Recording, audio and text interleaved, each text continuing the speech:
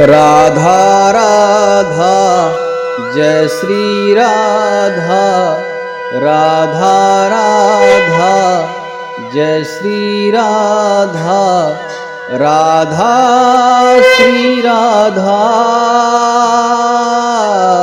राधा श्री राधा, श्री राधा राधा, राधा श्री राधा, श्री राधा राधा, राधा श्री राधा। ओम नमो भगवते वासुदेवाय नमः। ओम नमो भगवते वासुदेवाय नमः। ओम नमो भगवते वासुदेवाय नमः। अब तक हम लोगों ने देखा कि धुंधकारी को वैश्याओं ने प्लानिंग बना करके उसको मार डाला। उसकी जान ही नहीं निकल रही थी, क्योंकि अधर्मियों का जान इतनी जल्दी से नहीं निकलता है। तो उसके मुंह में अंगारे डाल दिए और ऐसा लगता है जैसे कि उन्होंने अपनी माता को धमकी दिया था कि तेरे को जला दूंगा, तुझे जला के मार डालूंगा, बताओ कहाँ पैसा रखा है।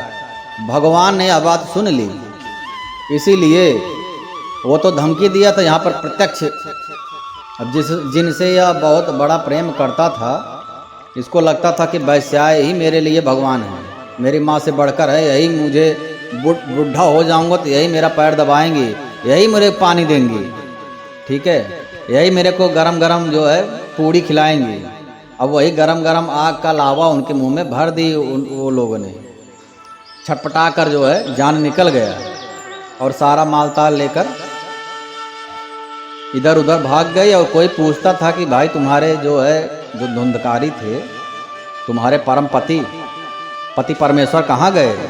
तो वो लोग बता देते थे पैसा कमाने बहुत दूर चले गए हैं, 1 साल के अंदर लौट आएंगे, इस बार ज़्यादा मालताल लाएंगे। अब स्त्रियों का चरित्र जो है कोई नहीं समझ सकता है, और वो भी वैश्याओं का तो सवाल ही नहीं, इसमें तो बोलना ही व्यर्थ है, दिमाग खर्चा करने की आवश्यकता ही नहीं है। तो उसके बाद क्या होता है, अब यहाँ पर एक बात कहा गया है, मंत्र नंबर 14, बुद्धिमान पुरुषों को दुष्टा स्त्रियों का कभी विश्वास नहीं करना चाहिए। ठीक है, जो मूर्ख इनका विश्वास करता है उसे दुखी ही होना पड़ता है। राजा बलि और देवताओं के बीच में जब क्या हो रहा था, समुद्र मंथन और अमृत निकला। राजा बलि प्रबल थे, देवताओं के ऊपर भारी थे, लेकिन स्वच्छंद स्त्री आई और मुस्कुरा करके पूरा जो है इतिहास बदल डाली। इसलिए स्त्रियों के ऊपर, अकेली स्त्रियों के ऊपर स्वच्छंद, जिनके ऊपर कोई आज्ञा नहीं है, कोई अंकुश नहीं है, उनके साथ में वह स्त्री विष के समान होती है। प्रत्यक्ष जीवन में कोई भी इतिहास अपना उठा करके हर कोई प्राणी देख सकता है, वह स्त्री के ऊपर विश्वास नहीं किया जा सकता। और यहाँ पर शास्त्र भी ऐसे ही कहते हैं। अरे भागवत महापुराण 5वें अध्याय का मंत्र नंबर 14 बहुत ही अच्छा मंत्र है, लोगों को समझने के लिए, बुद्धिमान लोगों के लिए स्पेशली विशेष रूप से मंत्र है। इसको ध्यान दे करके अमल करेंगे तो कहीं भी फंसेंगे नहीं। स्त्रीणाम नैव तु विश्वासम दुष्टानाम कारयेद बुधः, विश्वासे यः स्थितो मूढ़ः सा दुःख परिभूयते। स्त्रीणाम नैव तु विश्वासम, अर्थात क्या है कि दुष्टानाम, जो बुद्धिमान लोग होते हैं, ठीक है, उनको दुष्ट स्त्रियों का कभी भी विश्वास नहीं करना चाहिए। अब दुष्ट स्त्री अर्थात जैसे ये वैश्या है, वैश्या तो दुष्ट ही है, ठीक है। अब उनको ये नहीं समझना चाहिए कि अब यही हमारे माता पिता हैं, योगक्षेम मेरा यही वाहन करेंगे, ठीक है, मूर्खता ही है ना। और जो मूर्ख इनका विश्वास करता है, विश्वासे यह इसको मूढ़ा है, जो मूढ़ विश्वास करता है, सा दुख है परिभूयते, उसको बहुत ही परम दुख भोगना ही पड़ता है। इस बात को ध्यान में देना बहुत जरूरी है। इनकी वाणी तो अमृत के समान होती है। अच्छा, ये लोग बहुत ही मीठा बोलती हैं। जो मोहिनी थी, नारायण की अवतार, वह भी बहुत मीठा बोल करके सारे देवताओं को तो ज्ञान था, उनका काम बनाने के लिए ही नारायण आए हैं, लेकिन सारे जो है राक्षसों का, दानवों का चित्त चुरा लिए मुस्कुरा करके, तो उनको भान ही नहीं रह गया क्या मेरे साथ माया रची जा रही है, क्या लीला हो गई। ठीक है, इसलिए ये जो है अमृत समान वाणी बोलती हैं, हृदय में इनके रस का संचार करती हैं, जिसको बोलेंगे सबको बहुत आनंद लगेगा। किंतु हृदय छुरी की धार के समान तीक्ष्ण होता है, उनके मन में कुछ न कुछ जो है क्या रहता है, मन में चलता रहा, खिचड़ी पकता रहता है। भला इन स्त्रियों का विश्वास कौन कर सकता है, ऊपर से कुछ और रहता है, अंदर से माल ताल ही कैसे किस प्रकार से लिया जाए, यही मेन उद्देश्य रहता है। और बाहर से दिखाएंगे कि तुमको हम लोग बहुत मानते हैं, बहुत प्यार करते हैं, तुम्हारे बहुत सेवा करेंगे मरते दम तक। और मरते दम तक इन लोगों ने सेवा भी किया, मार मार के, जब तक मर नहीं गया तब तक उसके मुंह में अंगारे भर के मार ही डाले लोग। तो वे कुटलाए धुंधकारी की सारी संपत्ति समेट कर वहां से हो गई चंपत। ठीक है, धुंधकारी बभूवात महान प्रेता कुकर्मता। अब इसके इतने अच्छे जो है कुकर्म हुए, अधर्म के अनुसार पैदा हुआ, तो क्या बनेगा। उनके ऐसे न जाने कितने पति थे, उन स्त्रियों के, उन वैश्याओं के इतने पति तो होते जाते रहते हैं। और धुंधकारी महाराज जो है अपने कुकर्मों के कारण भयंकर प्रेत हो गया। वह बवंडर के रूप में सर्वदा 10 दिशाओं में भटकता रहता था तथा शीत घाम से संतप्त भूख प्यास से व्याकुल होने के कारण हा देव चिल्लाता रहता था, परंतु उसे कहीं भी कोई आश्रय नहीं मिलता था। अच्छा, यहाँ पर एक संतों से जितना समझ में आया है सत्संग से कि प्रेत किसी को कष्ट नहीं पहुँचाते हैं, इसलिए यह समझने वाली बात है। प्रेत तो होते हैं मगर किसी को कष्ट नहीं पहुँचाते हैं। जैसे आप कहीं जा रहे हो और आपके पीछे कोई प्रेत है, कोई प्रेत नुमा आपको लग रहा है पीछा मेरा कर रहा है, तो आप ना तो पीछे मुड़कर देखो, ना तो कुछ बोलो, कौन है बोलो मुझसे। जैसे ही आप समझ जाओ एक प्रकार के परमिशन दे रहे हो उसको बोल रहे हो, जब तक तुम उसको बोलोगे नहीं, उसको आज्ञा नहीं दोगे, उसको अलाउ नहीं करोगे, तब तक उस भगवान ने ऐसे ही बनाया है। तब तक इसीलिए बोला जाता है कुछ अच्छा कुछ हम लोग करने जाते हैं, टोटका टोना बोलते हैं ना, पीछे मुड़ कर मत देखना, क्योंकि प्रेत या भूत जो भी है वह रहता है, लेकिन जब तक तुम उसको बुलाओगे नहीं तब तक भगवान की आज्ञा नहीं है। जब बुलाओगे तभी वह तुम्हारे ऊपर आएगा। जैसे लोग जा रहे हैं पीछे मुड़ के देख लिए कौन है, तो उसको परमिशन मिल गया, अब वह बोल सकता है हाँ मैं ये हूँ, ये तुम हमसे बात कर सकता है, जो भी उसको जितने लेवल का है, ठीक है, जितना उसका कुकृत्य किया हुआ है, ब्रह्म राक्षस है, अन्य जातियों के राक्षस होते हैं, तो उतना वह कर सकता है। कुछ राक्षसों, कुछ जो प्रेत होते हैं वह कष्ट देने वाले होते हैं, कुछ प्रेत होते हैं वह बुद्धिमान होते हैं, हनुमान चालीसा भी उनको आता है, ठीक है। तो कुछ प्रेत होते हैं ज्ञानी होते हैं, तो अनेक अनेक प्रकार के प्रेत होते हैं। लेकिन यह लोगों को प्रेतों से बात करने का ना तो पीछे मुड़ के देखना चाहिए, ना तो उनसे कौन है क्या है, कुछ भी नहीं, शांति से जाओ, शांति से निकल जाओ, कुछ नहीं करेंगे। जब आप ही उसको स्टार्ट आपको करना है, स्टार्ट आप करोगे, अंत वो लोग भले ही कर दो। अगर आप कुछ बोलोगे नहीं तो वो लोग कुछ नहीं कर सकते। जैसे कहीं जंगल में आप जा रहे हो और आपको पता नहीं है इस पेड़ बरगद के नीचे रहता है एक पेड़, तो आप आराम से चले जाओगे और वह कुछ कर भी नहीं पाएगा, क्योंकि आपको पता नहीं है और आप बोलोगे भी नहीं कुछ। यदि किसी ने बता दिया है इसके नीचे प्रेत रहता है, तब आप अगर जाओगे तो डर लगेगा, कौन है कौन है कौन है, लोग डर जाते हैं। तो जैसे ही आप बोलोगे फिर वो आपके ऊपर आ सकता है। ये सत्संग से संतों के द्वारा सुना गया है, ठीक है। तो इसलिए न तो ये टोटका में भी आता है, ना तो पीछे मुड़ के देखना चाहिए, ना तो किसी कुछ अगर संशय हो रहा है कोई है तो बोलना ही नहीं चाहिए। अपना चुपचाप अपना काम करो और जहाँ पे जाना है चले जाओ, तो आपको कुछ नहीं होगा। खुद ही हम लोग इनवाइट करते हैं आइए आइए, तब जा कर के ऐसा होता है। तो कुकित के कारण वह बन गया बहुत ही बड़ा प्रेत, ठीक है। और चिल्लाता था। और ऐसा होता है कि जो प्रेत होते हैं उनको प्यास लगेगी लेकिन पानी नहीं पी सकते जब तक कोई पिलाए ना, ठीक है। भूख लगी है जब तक कोई अर्पित नहीं करेगा तब तक वह खा नहीं सकते। तो इसलिए भूख प्यास से व्याकुल रहते हैं, सोचते हैं कोई बोल दे, कोई खिला दे। इसीलिए तो हमारे सनातन धर्म में बोला गया है कि पूर्वजों को खाना खिलाया जाता है, पानी दिया जाता है, क्योंकि जब तक आप अर्पित नहीं करोगे तब तक उनको मिलेगा नहीं। इसीलिए हमारे सनातन धर्म में ही इस तरीके का विधान है कि दिया जाता है, और यह सत्य है। क्योंकि एक सत्य घटना आज हम लोग जान लेते हैं, एकदम सत्य घटना है सत्संग से। इसीलिए सत्संग जो है बहुत ज़रूरी होता है। जितना भी ज्ञान है, जितना भी हम लोग बोल रहे हैं, सबका प्रमाण है।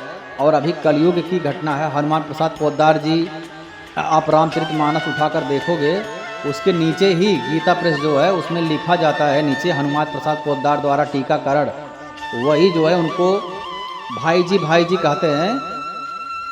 बड़े बड़े संत उनका बहुत सम्मान करते हैं। और वह जो है, थोड़ा सा उनके बारे में हम जल्दी से जान लेते हैं।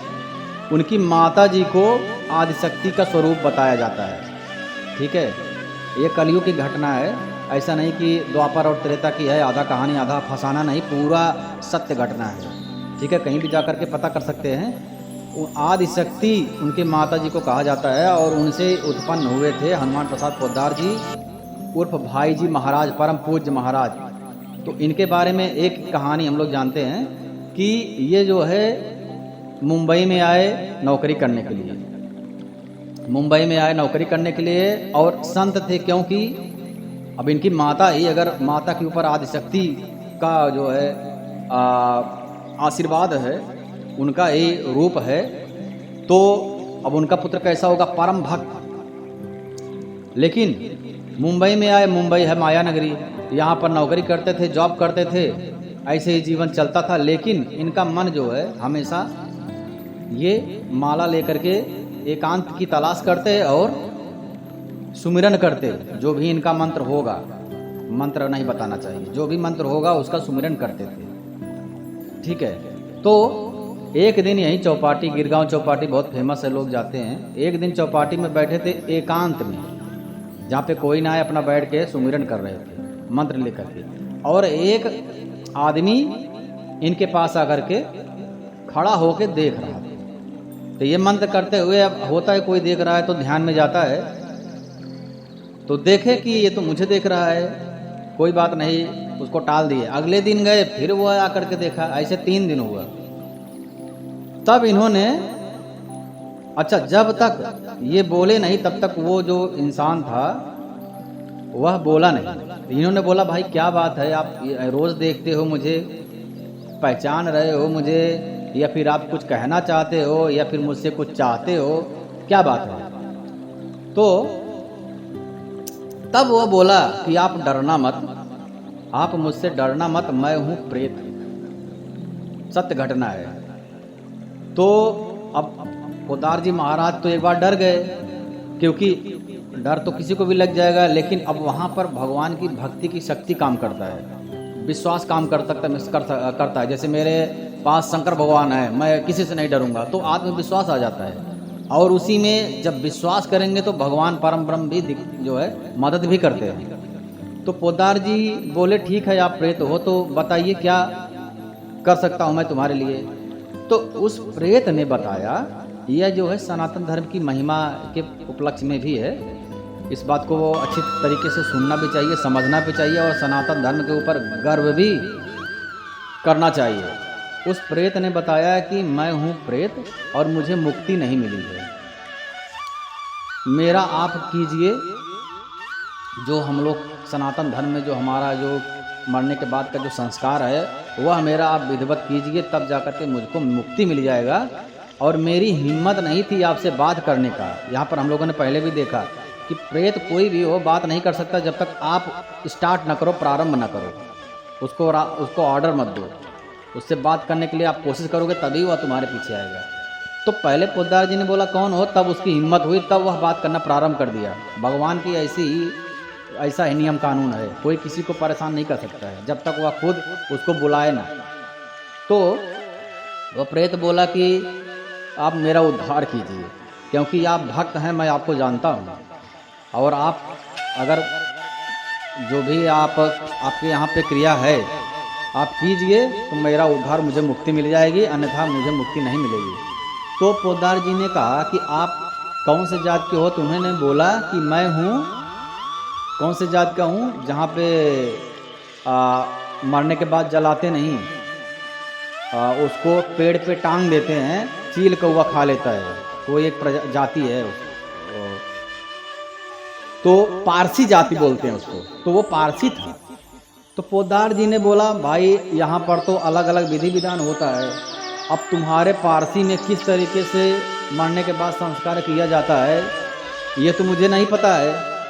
तब उन्होंने बताया, सत्य घटना है, उन्होंने बताया कि हमारे पारसी में जो भी विधान है गुरुजी महाराज जी, किसी को भी मुक्ति नहीं मिली है, और कोई भी जाति में, कोई भी पंथ में जितना भी संस्कार है किसी को मुक्ति नहीं मिली है। कोई भी पंथ हो, नाम नहीं लेना चाहता हूँ, आप समझ जाइए, सनातन धर्म के अलावा जितने भी हैं, ठीक है, किसी को भी मुक्ति नहीं मिलती। हमारे सनातन में ही इस तरीके से विधान है कि मुक्ति मिल जाती है। तो उन्होंने कहा कि मैं देख रहा हूँ आपके जितने भी आपके गुरुजी हैं, पहचान वाले हैं, वह सब आनंद से हैं, और हमारे जाति वाले और अन्य जाति वाले सब तड़प रहे हैं, पानी के लिए मर रहे हैं, खाने के लिए मर रहे हैं, किसी को मुक्ति नहीं मिली है। मैं उदाहरण हूँ जीता जागता।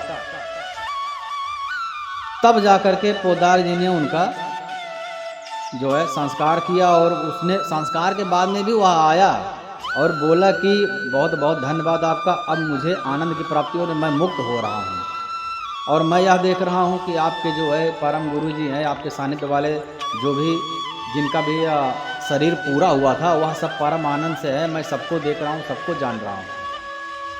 तो यहाँ पर भाव क्या है कि सनातन धर्म में जिस तरीके से होता है वही नियम कानून जो है उत्तम है, वही एक मात्र मार्ग ही है, और धर्म भी एक ही है, सनातन धर्म। इसके अलावा कोई धर्म भी नहीं। जितने धर्म हुए हैं अभी सब जो है 200 साल, 100 साल, 300 साल ऐसे पुराने हैं, ज़्यादा पुराने नहीं है। लोग आए, लोगों ने पंथ बना लिया, अब लोगों के अंदर इतना बुद्धि, इतना विवेक ही नहीं बचा है कि फिर से अपना जो मूल स्वरूप है उसमें आए और सनातन धर्म को अपनाए। इतना ही काम है, लेकिन विवेक ही नहीं जागृत हो रहा है, और जागृत भी हो रहा है तो लोग डर भी रहे हैं कि अगर मैं सनातन में गया तो मेरे बाजू वाला क्या कहेगा, मेरा चाचा क्या कहेगा, मेरे जो पंडित हो, जो उनके यहाँ का जो होता होगा, हमारे यहाँ तो पंडित ही होते हैं, गुरु जी होते हैं, उनके यहाँ जो भी होता है वो सब क्या कहेंगे। बेदखल दुनिया भर का ये सब चलता है। तो सबसे हाथ जोड़कर विनती है, जैसे हम लोग को सामान खरीदते हैं तो उसको अच्छी तरीके से देखते हैं, जाते हैं, 100 बार उसको परखते हैं, फिर खरीदते हैं। ऐसे ही आप जो है मार्ग जो चुनो, ये नहीं बोल रहा हूँ सनातन धर्म चुनो, लेकिन उसको जांचो परखो, कहाँ पे प्रॉब्लम है, अच्छा मार्ग चुनो। वो आपके ऊपर है, आपके विवेक के ऊपर है। इंसान को ही भगवान ने विवेक भी दिया है, विवेक से लोग खुद आपका निर्णय कर सकते हैं।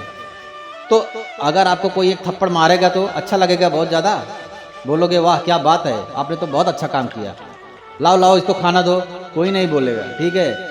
जब एक थप्पड़ पे इतना रिएक्शन लोग करते हो तो हमारे कौन से पंथ में, कौन से धर्म में जो है मारने काटने का, जीव हत्या का बताया गया है, तो कितना अच्छा काम है। अभी तुमको कोई मार के काट के कढ़ाई में मस्त तल के पकौड़ी बना के खाए तो मज़ा आएगा ना। तो उसी तरीके से सोचो कहाँ पे अच्छा है। हमारे यहाँ बोला गया है परोपकाराय पुण्याय पापाय पर पीड़नम, 18 पुराणेश व्यास बच, 18 पुराणों में वेदों में यही दिए गए, जीव के ऊपर दया करो, ठीक है। अभी तुमको एक थप्पड़ कोई नहीं मार सकता, तो दूसरों से भी उम्मीद करो ना, तुम भी मत मारो ना। यही प्रेम सिखाता है।